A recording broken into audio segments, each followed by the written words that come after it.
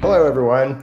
I'm very excited today to bring you a very special version of Chip Talks podcast. We're starting to do interviews, and today I have the extreme privilege of interviewing one of who I think is America's greatest personalities, a gentleman by the name of Roger Stone. Welcome to the show, Roger. Very glad to have you today. Chip, I'm very glad to be with you. And thank you so much for coming on. And I think, through the course of this show, what we really want to do is try to have a conversation. And I know you're really not used to having these type of conversations, but a conversation more around medical cannabis and your thoughts around medical cannabis. And I know you have some experience there. So do you want to talk a little bit about your experience as long as you're comfortable with it? Sure, I'm happy to. First of all, I'm a libertarian conservative. So I have been in favor of outright legalization of cannabis for more than 30 years. I also am a great critic of the 1994 crime bill that was written by then Senator Joe Biden, chairman of the Senate Judiciary Committee, and signed by Bill Clinton, which criminalized the first-time nonviolent crime of possession of small amounts of drugs for personal use. The war on drugs, as originally configured under Richard Nixon, targeted drug dealers, drug traffickers, drug kingpins. It wasn't until Joe Biden came along where the end user, who, if they have a drug abuse problem, they belong in drug treatment programs, but not in incarceration, became the norm. This has destroyed tens of thousands, if not hundreds of thousands of lives and families. So I'm a harsh critic of that. People say, well, what? But you came into politics under Nixon, who launched the war on drugs. Well, I've written 2 biographies on Nixon. I harshly criticize the war on drugs in those books, if you ever bother to read them. But I'm even more critical of the prison industrial complex, if you want to call it that decided to criminalize, or I should say, force the harsh mandatory penalties for the first-time nonviolent crime of possession. This takes all discretion away from judges to look at an individual situation. So let's just say a single mother with 3 kids working 2 jobs is busted with a small amount of marijuana in her purse. Does that merit jail time? It certainly shouldn't, but in some instances it has, and it does. So I'm an advocate. I'm an advocate for absolute, total legalization, but I'm also a political realist. So we could start just by rescheduling cannabis. It should not be on the Schedule 1 schedule with dangerous drugs like heroin, for example. And that could be done with the stroke of a pen. That's a good place to start, just to deschedule it, decriminalize it. So if you were caught with marijuana in a state where it was illegal to have it, you'd get a ticket, like a parking ticket. I think that'd be a reasonable start. Now, in the state of Florida, where for many years I have supported medicinal marijuana as a first step, it's really ironic. The only reason it was ever approved here, because the legislature would never take action. John Morgan, who's an active Democrat, but also a friend of mine, used his own resources to put it on the ballot in a constitutional amendment. The first time he put it on the ballot was very narrowly defeated. In Florida, you need 2/3 of the vote to amend the Constitution. Frankly, it got 59%, right? It needed 60. Came tantalizingly close. Yep. But frankly, there were flaws in the initial proposal. It was not all that well constructed. And also, it was never advocated on a bipartisan basis. In a state with as many Republicans in it as Florida, you needed Republican votes to pass it. The polls were encouraging, by the way. The poll showed almost 65% of Republicans recognized that medicinal value or that cannabis had true medicinal value. But the campaign was really kind of one-sided. Many people viewed it as an extracurricular effort to gin up Democratic turnout and turnout among younger voters. It got completely gummed up in a gubernatorial race. To his credit, Morgan, instead of just going home, fixed all of those imperfections in his proposal, came back 2 years later, ran a more bipartisan campaign, including some Republican voices for advocacy, and this time it passed. Incredibly, the Republicans in the Florida legislature insisted that if you obtained medicinal marijuana, you couldn't smoke it, that you could only vape it or ingest it. Well, that's real quick. Interestingly, the same thing happened here when we passed our law in 2018. They tried to keep smokable marijuana out of the law. But that you guys got that back in, right? Florida got that back. Yes, thanks again to Morgan, who fought it in court. So first of all, it's discriminatory. I would argue it might even be racist. Not everybody can afford a vape device. And as you know, the edibles can be somewhat expensive. Look, Israel, as you know, uses cannabis to treat PTSD in their soldiers.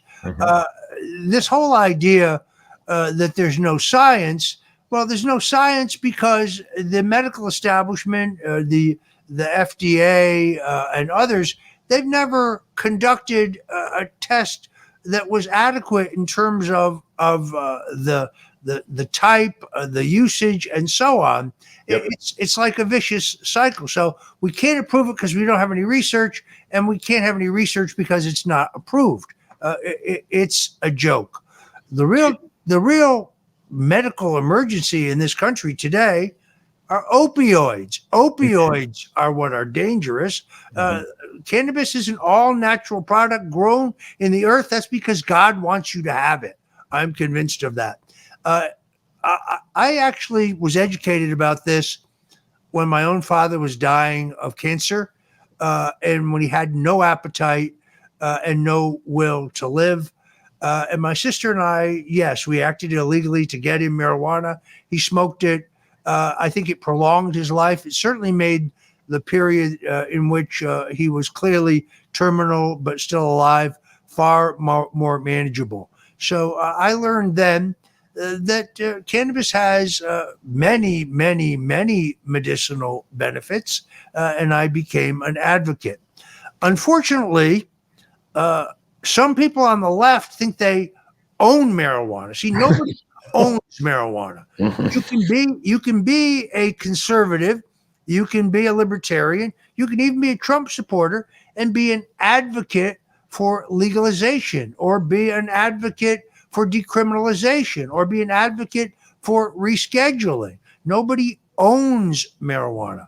I remember very distinctly, I spoke at a conference in New York, a cannabis exposition. My speech was very well received, despite the fact that most of the people there did not share my political point of view. But I wasn't there to talk about politics. I was there to talk about cannabis and its medicinal value and the need to legalize it.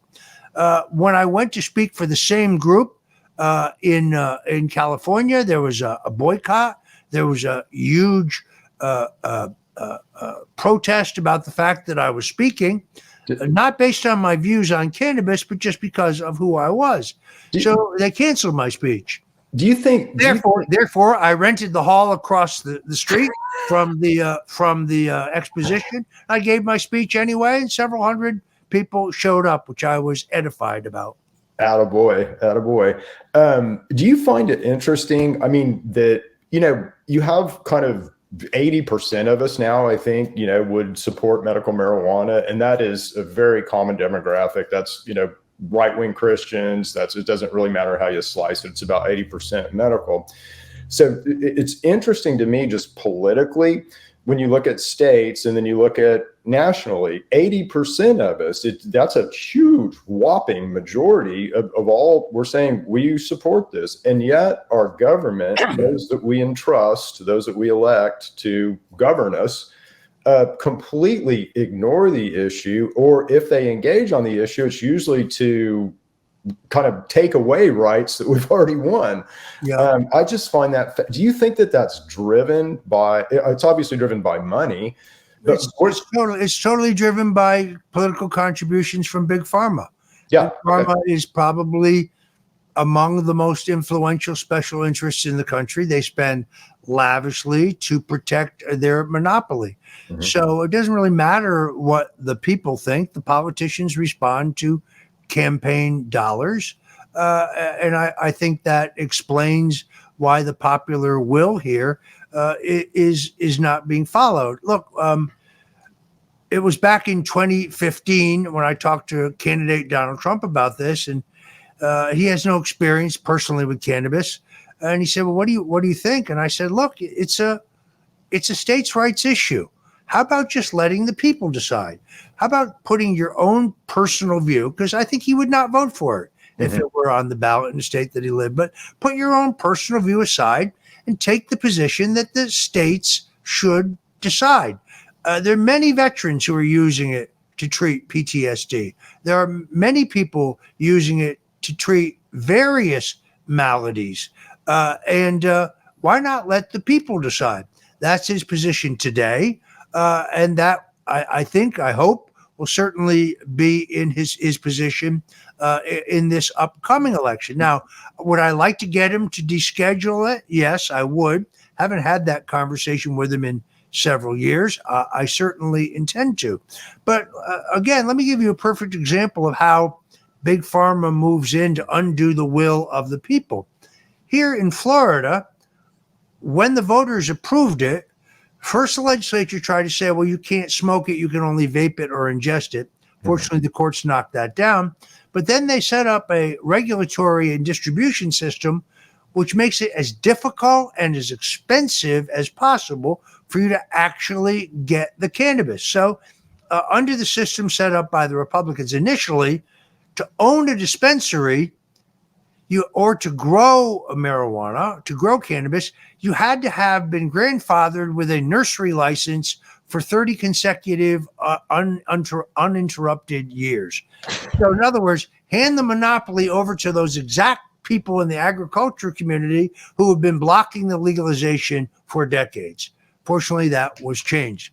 Then they set up a system in which you have to go to a doctor, a certifying doctor, can't just be any doctor, a certifying doctor.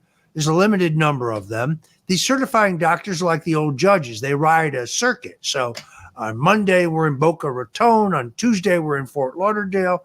On Wednesday, we're in Hialeah. On Thursday, we're in the Keys. So you have to calibrate your schedule to see one of these doctors. You have to bring them all of your medical records. They have to review all of your medical records. Then you pay for that visitation. You also then, if they agree, you pay for essentially a license, a permit, a membership card, call it whatever you want, to be able to go to a state dispensary. But they can only prescribe cannabis for a very limited number of specific illnesses. Mm-hmm. So, yeah, sure, HIV, cancer, multiple sclerosis, yes. Pain in your lower back, unacceptable. Depression, unacceptable. Anxiety, unacceptable. So they can only prescribe for an extremely limited number of illnesses. Now, so you paid $300 to the doctor. You've gotten your card. That's, I think, another $200. You're now $500 in. You still don't have any grass. Okay. Mm-hmm. Now you get your prescription. You go to the dispensary. They fill it. You pay for your actual prescription. Let's just say it's another $200. Let's say. Okay. Now you're $700 in. You utilize your medicinal cannabis. Now you need more. Well, you've got to go all the way back to the beginning of the system again. You have to see the doctor. The doctor has to review your medical records. Then they renew your card. That costs more. Then you're back at the same dispensary. So you see, they make it as difficult and as expensive as possible to discourage use. So what person is not going to go down to the gas station at the end of the street where they can get, first of all, superior cannabis, and they can just pay cash and not have to turn over all their medical records. Also, it's not clear what the state does with those medical records. You don't show them to them and get them back. It doesn't work that way. You have to fill out all these forms, which means there's a database somewhere that has all of your medical records in it. It's a classic example of the way pressure from big pharma stops the will of the people, because here they voted overwhelmingly to make it available. Yep, it's like we're going to create. We have this medical system over here. We're never going to let it in the medical system. We'll create this alternative system over here that's so hard and expensive and wacky to access that we're going to try to discourage use. I agree with you. I do think, though, interestingly, you brought up descheduling in Schedule 3.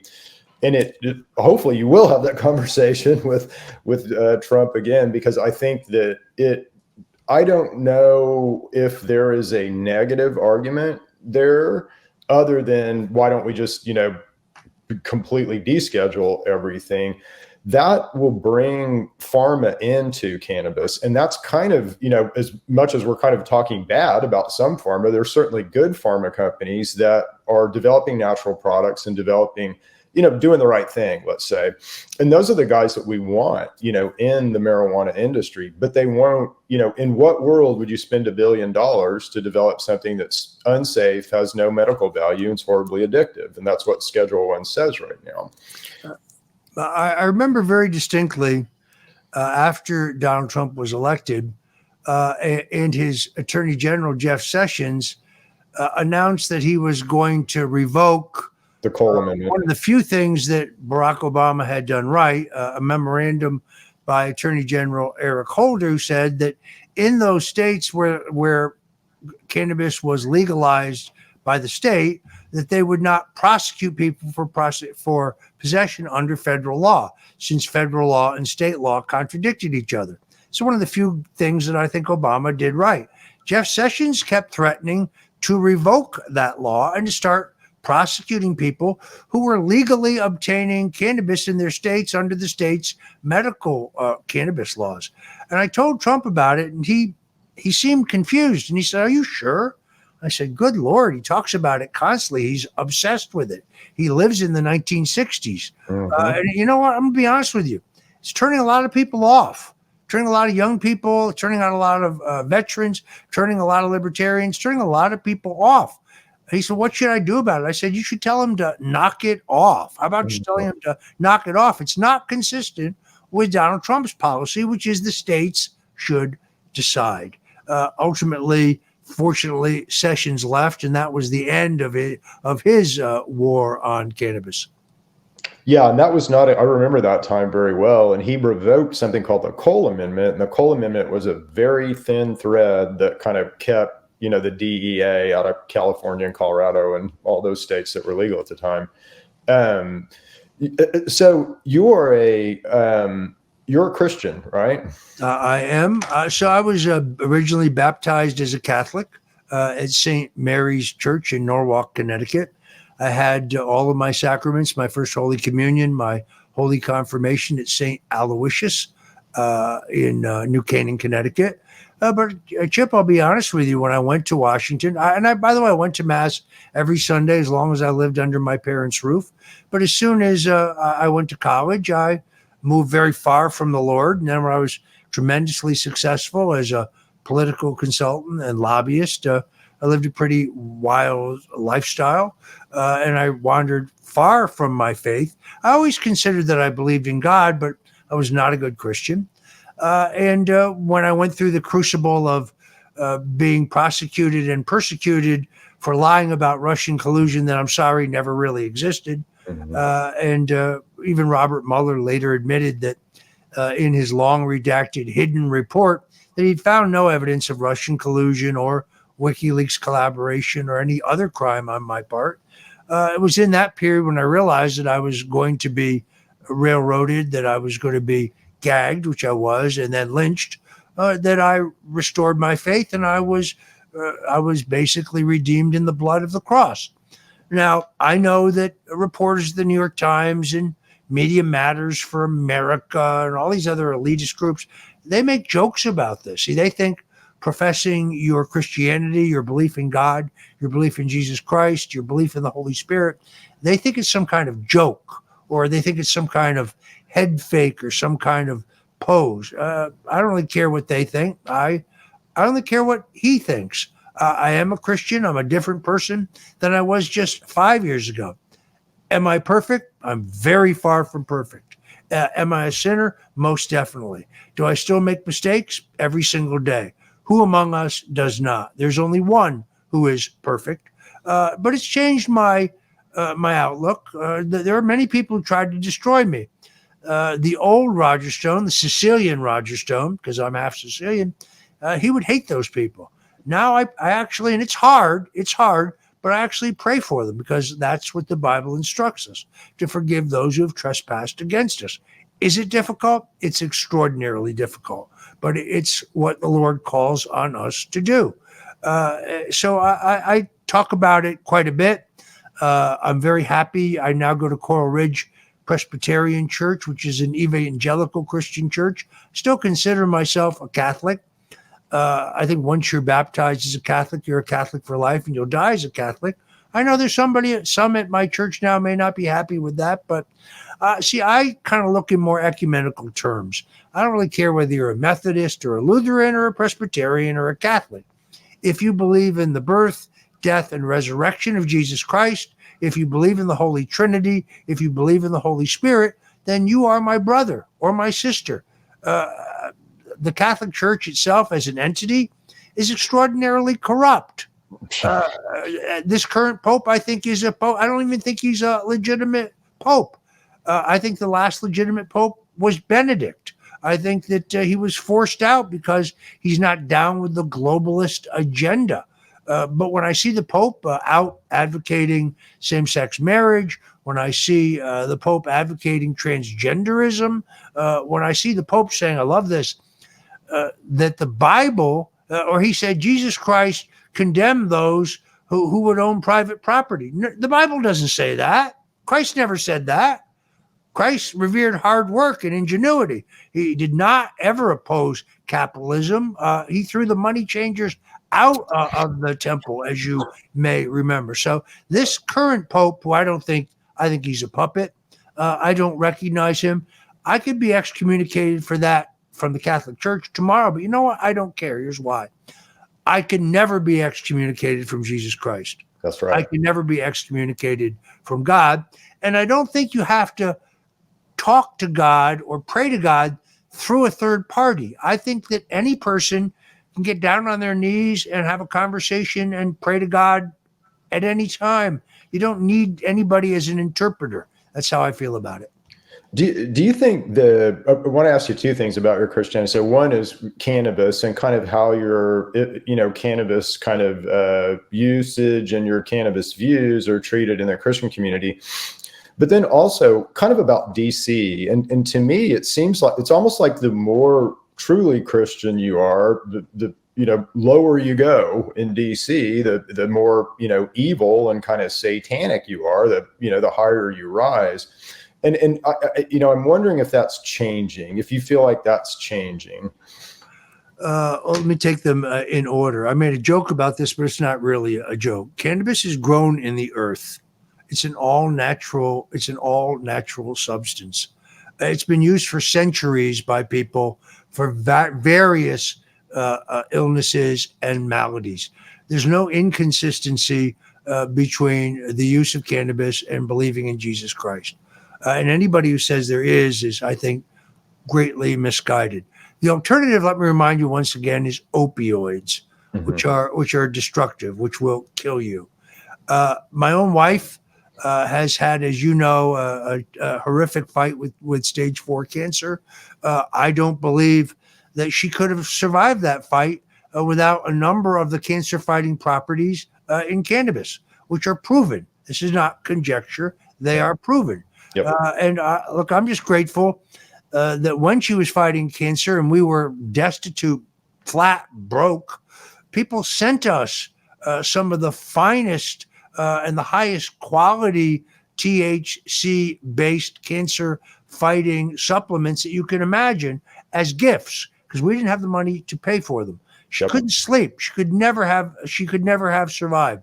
I'm happy to say, through the healing power of Jesus Christ, she's now 3 years cancer-free. And yes, THC played an important role in her comeback. That's just a fact. As far as Washington, go ahead. Well, I was just going to say, I study this. I mean, I'm top 5 in the world, let's say, on the endocannabinoid system. So you're absolutely right. There's mechanisms of action that are associated with pain, let's say. So if you look at opioids and kind of what they do to mitigate that, and cannabis does a better job of that. And again, there's certain kind of conditions. Cannabis needs to be more medicinal. Definitely, it's kind of generic right now, but then it can absolutely be targeted toward cancer. And as you just expressed, one of the coolest things in the cannabis kind of community is that if somebody does have cancer and they're, a lot of us don't have money, a lot of us are, disadvantaged for whatever reason, the community will always come together and help people, as you've experienced. And I think that's one of the coolest things about the whole, cannabis community. But anyway, yeah. As to your second question, Washington is a killing field. I hope I never have to go there again.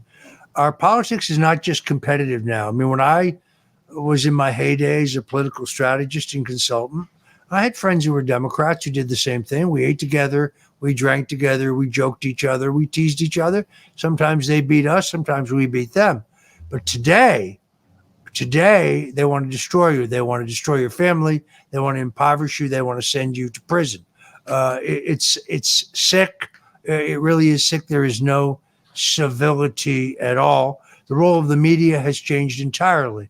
It's very hard to name any major mainstream media outlet that are actually practicing journalism. They're all incredibly corrupted, and they're pushing narratives that are entirely false.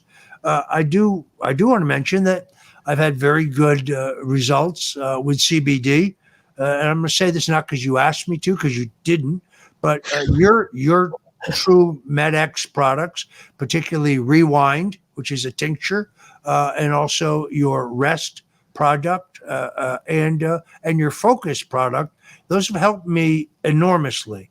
They're of the highest possible quality.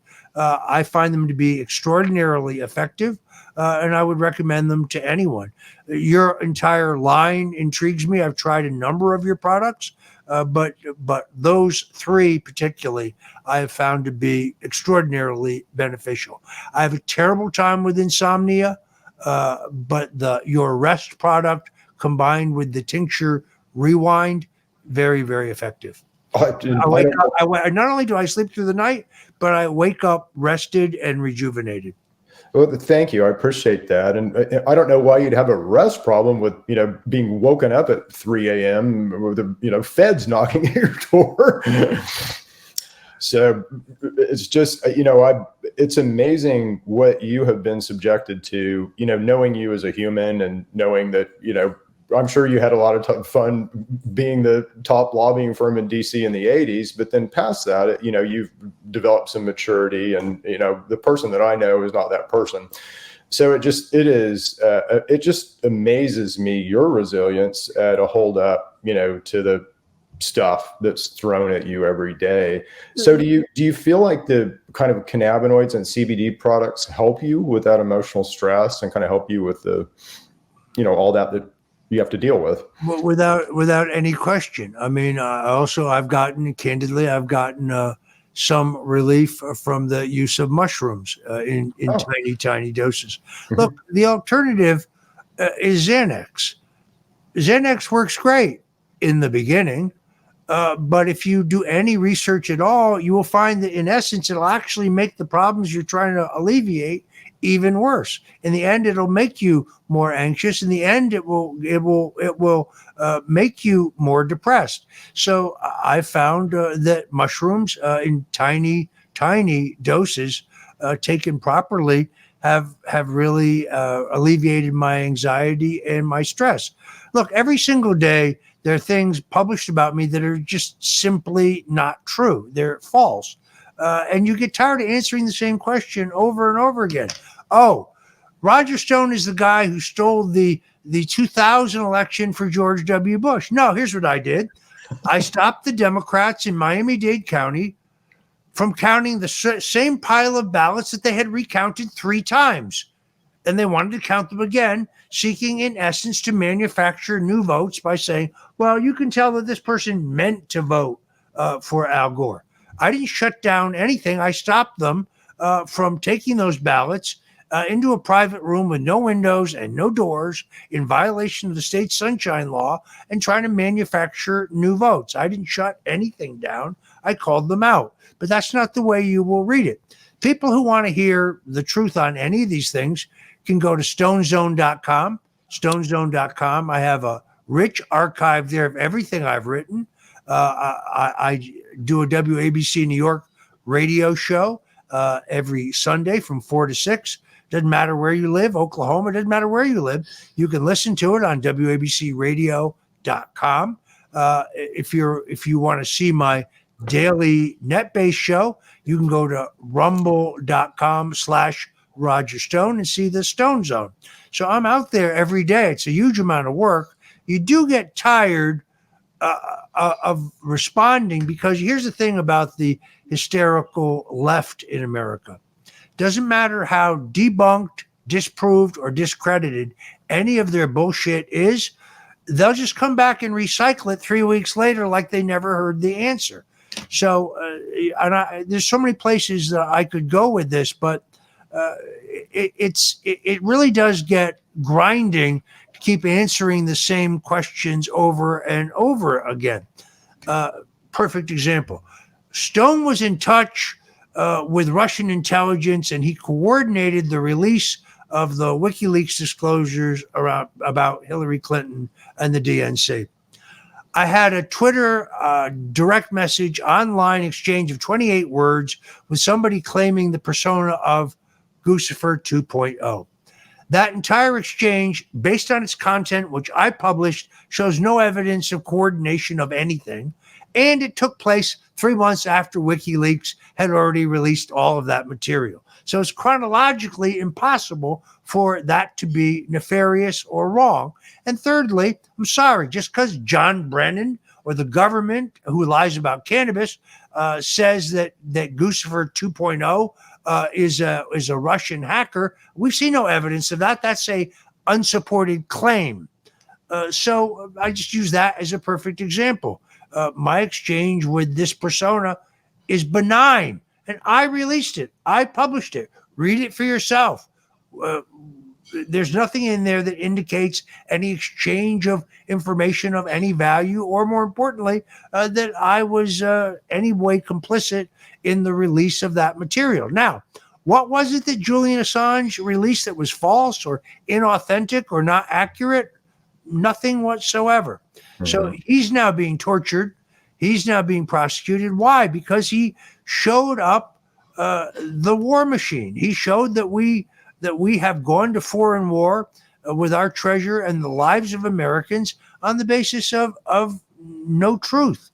Yep. I was supposed to be on this debate the other night with this guy, Richard Painter, who was the ethics officer in the George W. Bush White House.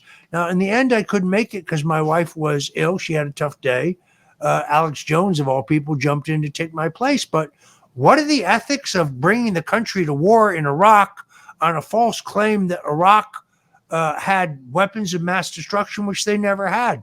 How many hundreds of thousands of people died over that lie? So don't tell me you love George W. Bush and lecture me about my ethics, please.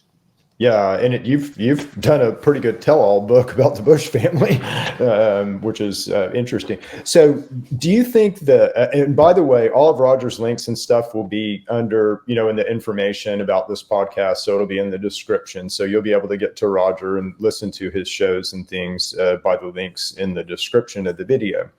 So Roger, do you think,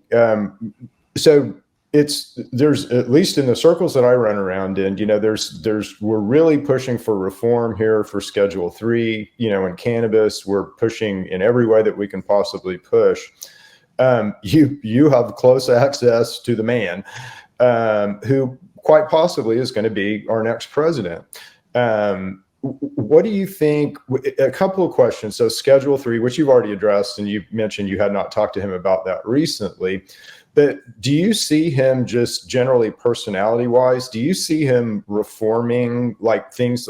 So I know he won't really touch states' rights with marijuana, but if he does Schedule 3, that would indicate kind of a reform of the FDA. The FDA would need to manage that likely. Do you see that happen? Do you see him reforming, a lot of these regulatory? I think there's a good probability. I mean, look, right now, he's got a little bit on his mind. They're trying to send him to jail for 700 years. They're trying to destroy him financially, trying to keep him off the ballot. Now would not be the time to raise this question. The time to raise this question is when he is elected. We already know his position. He's for states' rights, and he's already said if the people want medicinal marijuana and they vote for it, or their elected officials approve it, they should have it. It's a good start.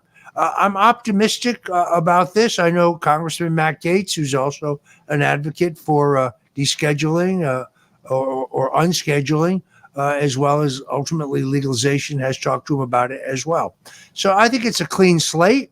I think he has now a healthy distrust of some of those in government who claim the mantle of science, but who may not have been entirely honest with him. So I think there's a good chance that he'll review all these issues, and hopefully we'll get some meaningful reform. In the meantime, we need to reform our banking laws so that those who are legitimately in the business can use a bank, can do commerce. As you know, that's the other way that the people's will has been thwarted, which is to say, okay, well, you can be in the marijuana business, but you just can't have a bank account.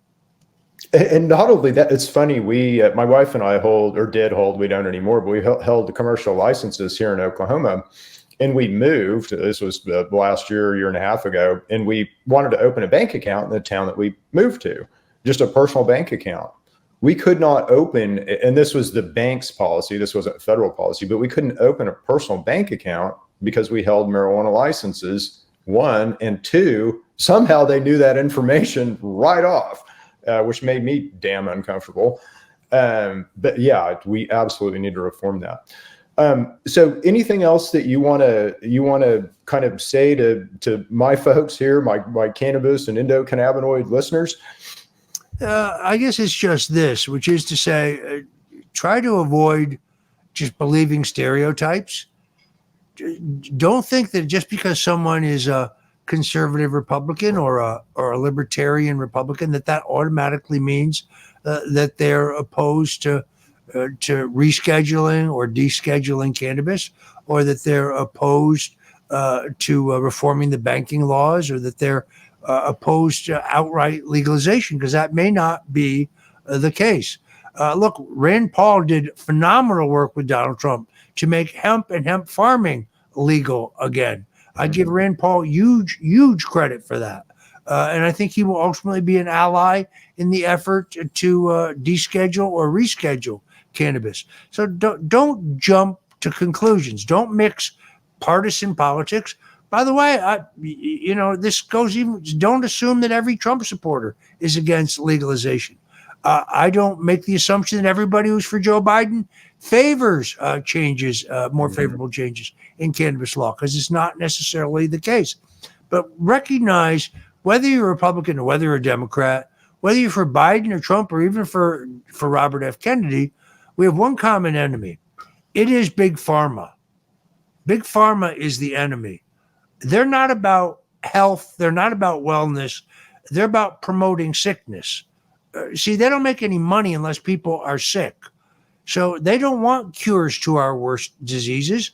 If they find products, if they find medicines that are beneficial, they don't want to patent them and sell them. They want to lock them away, because they make their money over a lack of health. They make their money off of illness. Big Pharma is one of the greatest menaces on the face of the planet.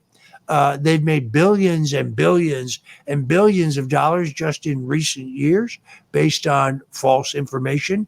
And that is, no matter what your politics, that's the common enemy, in my opinion. Yeah, no, I think we got to flip it. We got to, get back to God, and God lives in natural products. God doesn't live in the pharmaceutical system. This has been great, Roger. I very much appreciate you coming on this show. And this is a good place to leave it, I think. So we'll leave it here. Hopefully we'll have you back on again sometime soon. And just wish you the best of luck with 45, with everything that you're doing on that campaign, and for you personally. Thank you, Chip. And again, folks can go to stonezone.com. You can subscribe there for absolutely free, and you can see everything I'm up to.